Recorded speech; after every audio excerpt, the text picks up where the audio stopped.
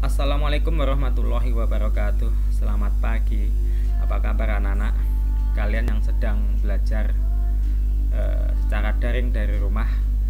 Semoga Allah selalu mengkaruniakan rahmat dan hidayahnya serta karunia-Nya sehingga kita bisa melaksanakan kegiatan pembelajaran dalam keadaan sehat walafiat dan tak kurang suatu apapun. Kali ini kita akan belajar muatan pembelajaran IPS kelas 6 dan kita sampai pada tema 2 subtema 2. Upaya mempertahankan kemerdekaan.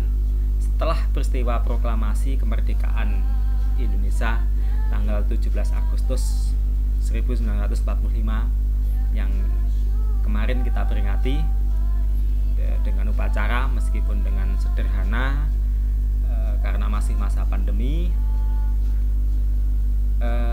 Anak-anak, kemerdekaan itu terjadi setelah Jepang kalah perang dengan sekutu. Waktu itu ada kesempatan, maka Indonesia memproklamasikan kemerdekaannya sehingga kita menjadi negara yang merdeka dan berdaulat. Ya.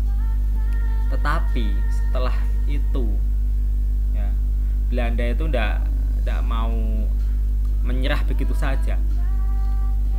Kekalahan Jepang dari sekutu itu sekutu datang ke negara kita, tetapi Belanda, ya, pasukan Belanda mengikutinya, membonceng, sehingga terjadi berbagai macam gejolak, terjadi berbagai macam perlawanan oleh rakyat Indonesia di berbagai macam kota yang ada di Indonesia.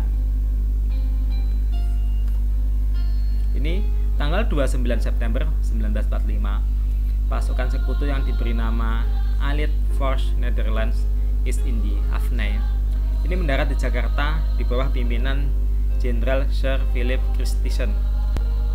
Nah, ini pasukan sekutu yang mendarat, anak-anak. Setelah pasukan pertama itu datang lagi pasukan lain di Semarang, Surabaya, Medan, Padang, Palembang. Ya, awalnya kedatangan mereka disambut baik oleh rakyat Indonesia.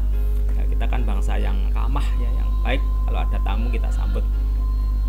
Tapi sambutan baik ini mendadak berubah jadi perlawanan rakyat, ya, perlawanan, peperangan. Karena apa? Pasukan sekutu ini dibonceng oleh Netherlands Indies Civil Administration atau NICA. NICA ini tentara Belanda yang ingin kembali mencengkeram atau ingin kembali menjajah Indonesia, ya, mengembalikan kekuasaannya Indonesia. Mereka ingin menjajah negara-negara kita. Ya, para tokoh bangsa kita marah, wong kita sudah merdeka. Ya, sekutu yang secara sepihak membebaskan tawanan perang Belanda dan mempersenjatainya, terus NICA pun ikut di dalamnya. Ya.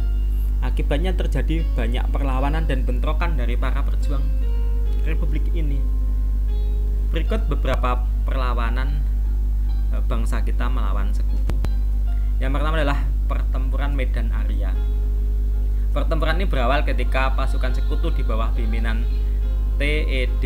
Kelly, ya, mendarat di Medan 9 Oktober 45. Sekutu ini kembali disusupi oleh tentara NICA. Tujuan sekutu ini sebenarnya adalah untuk membebaskan tawanan perang, ya, tawanan yang ditawan oleh Jepang waktu itu.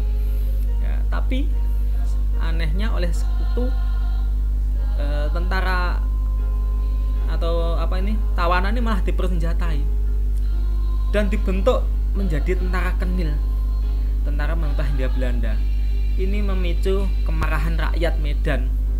Salah satunya adalah Ahmad Tahir. Beliau adalah bekas Gyugun, ya, tentara Gyugun, tentara bentukan Jepang. Ini mempelopori pembentukan Barisan Pemuda Indonesia, merebut bekas senjata Jepang dan mengambil alih gedung-gedung pemerintahan.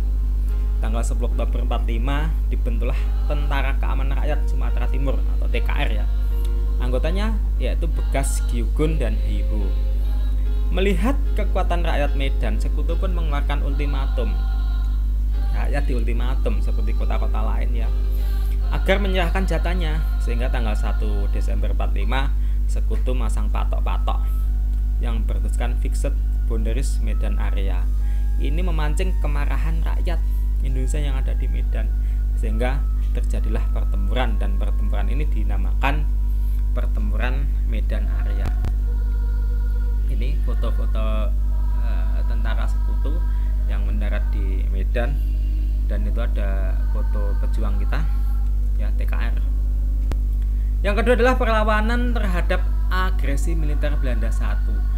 AMB atau agresi militer Belanda I ini adalah operasi produk Belanda ya, yang merupakan operasi militer yang dilakukan di Pulau Jawa dan Sumatera. Operasi ini mulai dilakukan tanggal 21 Juli sampai 5 Agustus 47. AMB 1 ini diawali dengan adanya perbedaan penafsiran dari perundingan Linggarjati. Jadi dulu itu di samping ada pertempuran fisik juga ada perundingan ya. Dalam perundingan Linggarjati itu telah ada kesepakatan, namun Belanda mengkhianati ya, melakukan pengkhianatan, sehingga akhirnya Belanda melakukan agresi, ingin menguasai Indonesia kembali. Agresi Belanda atau agresi militer Belanda I ini dikecam oleh Dewan Keamanan PBB dan memerintahkan Belanda untuk menghentikan agresinya, sehingga tanggal 4 Agustus 47 pemerintah Indonesia dan Belanda sepakat melakukan gencatan senjata ya, perdamaian sementara. Untuk menyelesaikan masalah Indonesia dan Belanda, Dewan Keamanan PBB ini membentuk KTN atau Komisi 3 Negara, yaitu terdiri dari wakil Australia ini pilih Indonesia, wakil Belgia ini pilihan Belanda. Indonesia diwakili Australia, Belanda diwakili oleh Belgia dan Amerika Serikat. Ini foto-foto agresi militer Belanda I. Yang ketiga adalah perlawanan terhadap agresi militer Belanda II. Dari agresi militer Belanda I masih ada kelanjutannya ya.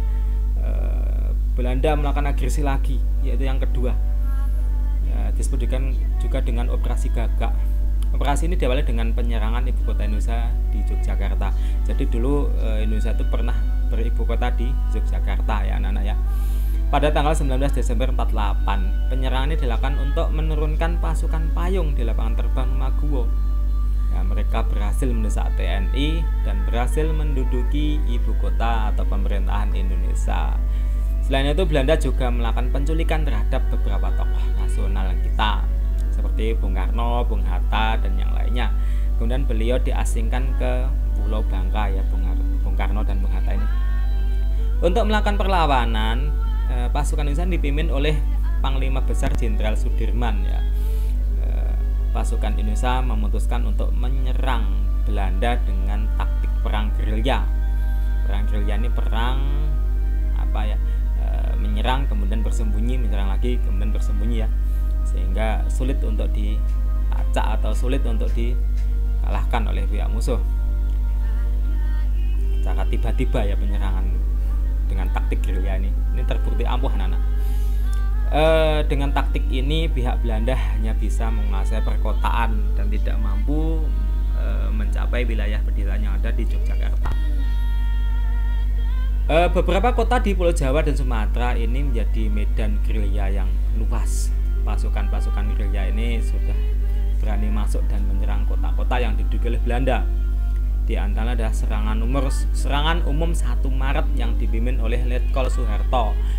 Letkol Soeharto ini akhirnya menjadi presiden Indonesia yang kedua namanya Pak Soeharto.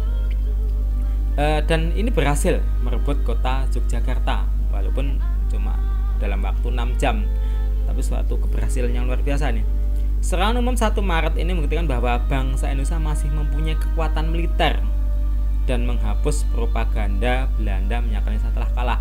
Karena setelah serangan Belanda menduduki Jogja ya, Belanda itu mempropagandakan bahwa Indonesia itu telah pemerintah Indonesia itu telah jatuh, pemerintah Indonesia itu telah tiada. Karena apa? Presiden, wakil presiden ditangkap dan diasingkan ke Pulau Bangka tadi. Tapi ternyata Letnan Kolonel Soeharto dengan serangan umum 1 Maret ini membuktikan mampu menguasai kota Jogja walaupun cuma 6 jam. Ini membuktikan bahwa Indonesia itu masih ada perlawanan ya. Keberhasilan serangan ini berkat kerjasama dari seluruh pejuang Yang B, perjuangan fisik dalam mempertahankan kemerdekaan. Anak-anak selain jalur diplomasi, perundingan, kita juga menempuh perjuangan secara fisik, perjuangan perang ya, dengan senjata untuk melawan Belanda ini ya. Walaupun kita telah merdeka 17 Agustus 45, tapi Belanda masih ingin, tidak terima mereka kalah, tidak terima Indonesia itu merdeka. Mereka tetap ingin mengambil alih dan ingin menguasai kembali negara kita. Mereka beranggapan bahwa yang kalah itu Jepang ya, Jepang kalah terhadap sekutu ya. Terus kekuasaan Jepang di Indonesia ya otomatis milik Belanda, karena Jepang telah kalah. Belanda ya kembalilah. Dulu kan Belanda dikalahkan Jepang, kemudian Jepang kan kalah oleh sekutu. Maka Belanda merasa bahwa mereka masih berhak atas Indonesia ini. Padahal kita telah merdeka ya, tentu saja tokoh-tokoh kita, para pahlawan kita tidak membiarkan ini, tidak membiarkan ini terjadi. Ya berjuang mempertahankan kemerdekaan ya anak-anak. Baik, itu yang dapat saya sampaikan pada kesempatan hari ini. Atas kurang lebihnya mohon maaf. Silakan kalian kerjakan soal-soal yang ada di Google Classroom. Wassalamualaikum warahmatullahi wabarakatuh.